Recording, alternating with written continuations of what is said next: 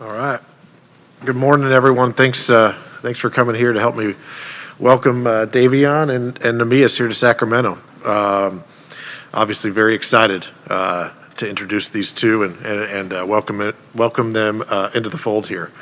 As we've talked about, two incredible competitors, two guys with incredible IQ on the court.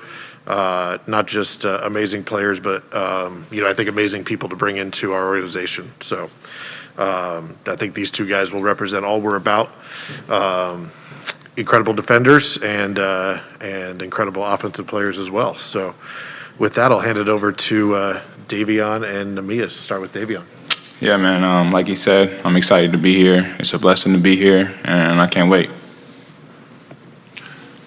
Hello, my name is Neemias Keita. I'm excited to be here, be a part of the Sacramento organization, and let's do this, Sacramento. Good morning and welcome to Sacramento, Davion and Neemias. This is Marty O'Connell with the Sacramento Observer. And my first question is to Davion. You have a reputation of being a tenacious, hard-nosed defender. And my question to you is, where did you get that drive to make you where you are today? It's a good question. For me, it's kind of just been my thing my whole life. I mean, playing older guys, wanting to be on the court with the older guys growing up. And then also just me loving to win, doing things to win. And I know defense wins championships, so I just try to do whatever it takes to win. Hi, James Ham, NBC Sports. Neemias, you're the first Portuguese player in the NBA to get drafted. Just what is that like for you to represent a country and to be the first to get through the door? I believe it's something that I try to carry on me with a chip on my shoulder. It's something that I wanna be able to help kids and represent Portugal the best way I can. And with that, it comes a great responsibility. So I'm just excited to be the one that broke through that curse, and I'm just excited to keep going and just want to keep working at it. Yeah, Neemias, it was also talked with Monty after the draft about your status in the collegiate ranks. I would say, personally, I didn't see you that high up on the charts on the radar, but evidently you have some impressive stats, especially last year almost blocking, getting 100 swats. Playing with Utah in the Big West, do you think that you are well prepared to take this next step in the NBA? Based on your background and where you're coming from, because a 7-footer, it blocks that many shots these days is a valuable asset. Yes, of course. I believe I can translate that to the NBA since it's my biggest asset. I think that's the thing I know how to do best. So it's just something that I gotta just translate to the NBA and get accustomed to the next level with that.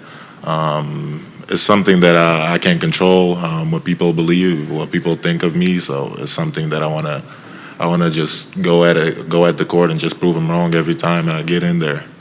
I'm sorry, I'm Antonio Harvey, but please call me Tony. Another thing is, how did you feel about coming into this draft process? Were you feel that you were going to be picked somewhere?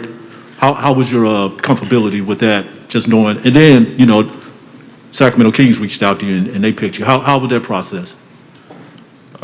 So from the point I put my name on the draft, I believed I was gonna get picked. So I had to get the confirmation from the workouts and seeing how the things would go, and it went pretty well. And after that, whenever I came for a workout out here, they said they needed defense, and that's something that I'm really good at. So I believe I can contribute with that, and that's going to be my main card to try to get on the floor.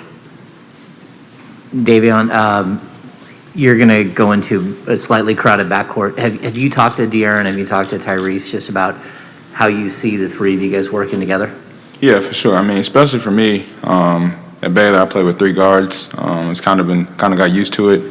I'm playing off the ball, playing on the ball. I mean, like I said before, I just try to do whatever it takes to win. And if I got to play off the ball, I'll do that, play on the ball. But I'm excited just to be here and play with those great group of guys. Hi, guys. Jason Anderson with the Sacramento Bee. Welcome to Sacramento. Can you kind of tell us what these last 48 hours have been like for each of you in terms of just sort of the emotions of draft night and getting to Sacramento and a little more detail about what it's been like here since you arrived? Here we go. Oh, yeah. For me, I mean, I've never been to Sacramento, but I heard some really good things about it. Like I said, I'm excited to be here. It's a blessing to get drafted here. Yeah, I'm ready to have fun, and hopefully we can take this team to the playoffs. For me, it's been a wild 48 hours. Just been trying to soak it down.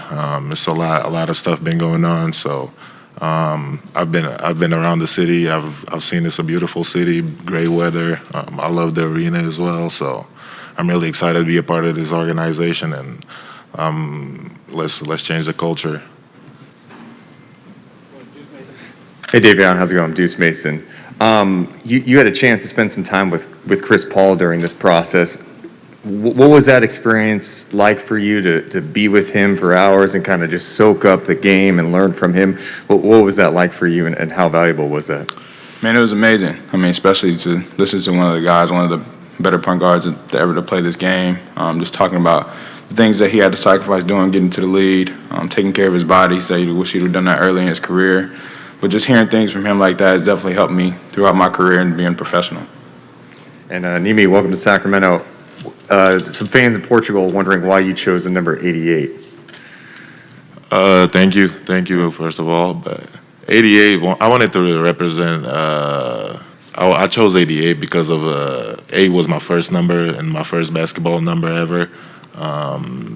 And I wanted to represent the feeling of coming into my first NBA game and be feeling the same type of thrill that I had on that first time. So I've never been to an NBA game before, so it'll be something that I'll cherish.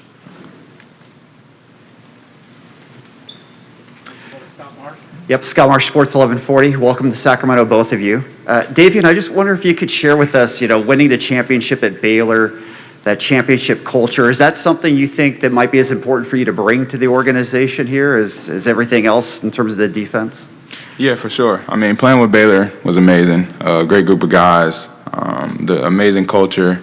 Building relationships is the most important thing to me, and hearing things about here, building relationships important. So, I mean, bringing it to the NBA would be, a really good thing for Sacramento. I already won the championship, being a part of that culture. But I'm ready for it. Yeah, and yes, I've had a chance to go to Utah State, see some games. I know the environment last year with the pandemic wasn't what it would be normally, but certainly a great basketball community. Kind of, you talk about being excited to be in Sacramento. Do you kind of see that in a similar light with a smaller team, one team focus? Yes, so to speak. I believe that Sacramento's been having a history of great fans, and I wanted to kind of bring back the midst of it like we did at Utah State. I want to be a part of that rebrand and building of the team to where we can get to the playoffs and go deep.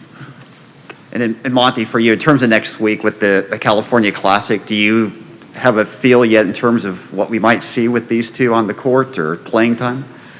I think we're going to see some pretty darn good defense, and I'm also excited for what could be a pretty dynamic pick and roll combo on offense. So seeing both these guys do that in college and now put them together, I think the fans will be in for a treat.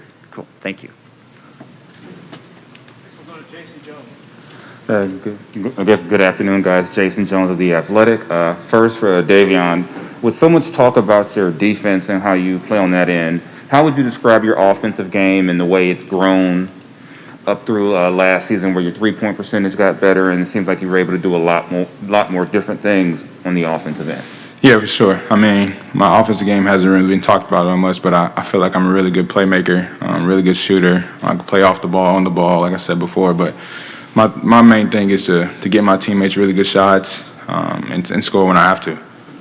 And to me, Could you kind of talk about your journey to get to Utah State?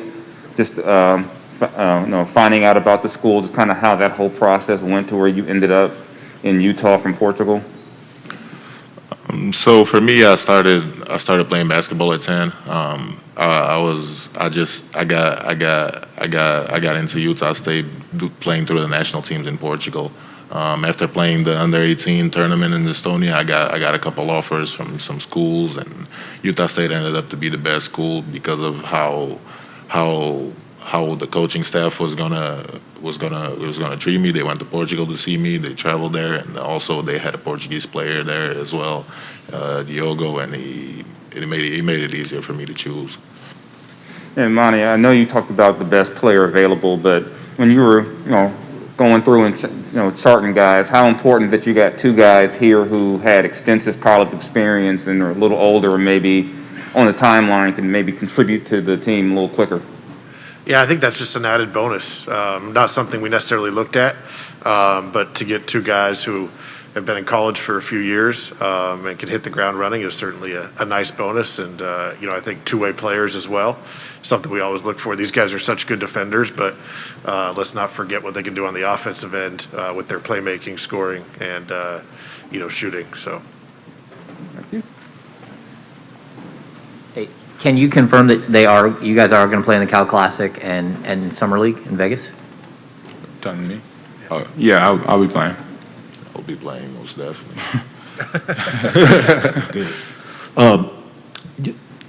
Do want to ask you, Damian, 3-time National Defensive Player of the Year. That seems like it's really difficult. I don't know. You got the experience, but after you garnished that award the first time, how was it, obtaining it the second and the third time? Because, there's 300 Division I schools out there, and you stand out. How was it from the first time, and then the next 2 times, I won it this time, I'm going to try to get it again. Could you explain that? Yeah, I mean, for me, my sophomore year, I didn't win the Defensive Player of the Year. I was one of the finalists, but it just drove me to actually be a really good defender. And also, it comes with just winning. We won a lot of games, and I was a really good defender on our team, and I stood out. I mean, so I think it just came from winning and just me being myself. Monty, question for you. Obviously, you've been following this young man's career. You mentioned where you alluded to that the other day, him playing at Baylor, you working in Houston at a time. Could you explain, how that process, did you see some development coming in, when he transferred from Auburn to go to Baylor? Some of the things that stood out, Jason just spoke, about his offensive skills. What were some of the things that you saw, during that time as he was going, he was growing into the type of player that he is today? Yeah, I mean, I think, seeing the improvement and development year to year, I think Davion's already shown what a great worker he is. And, like we talked about, it shows up in the film, it shows up in the stats. And, I think the sky's the limit for what he can continue to improve. Davion, your college coach was saying, you're in the gym, the day after winning a national championship, which is pretty crazy. The next morning, you're in the gym working. Have you gotten the chance to check out the new digs here? Have you got some work in already in Sacramento? Yeah, a little bit. I got here this morning, 8 in the morning, put some shots up. Wow. Okay. And then were you working with Rico or? No, I didn't really have that much time to. I was just in here shooting just to get the feel of the new basketball, the Wilsons, and get the feel of the arena I'm be playing at. Monty, I wanted to ask you, after you got Damian at number 9, it's kind of a long wait to get to number 39 where you took Nemi. How early in the process did you identify him as a guy you were interested in, and what was that wait like, waiting to see if he was going to be on the board for you at 39? Yeah, there's a lot going on, but the wait is always painstaking. I think Namias is somebody we've been looking at for a while, and I think, like I said the other night, I guess we're a little happy you flew under the radar, but I don't know. You're 7 feet? Yeah. I don't know how you fly under the radar at 7 feet, but we were really excited to when he was there at 39, and we were ready to call it in.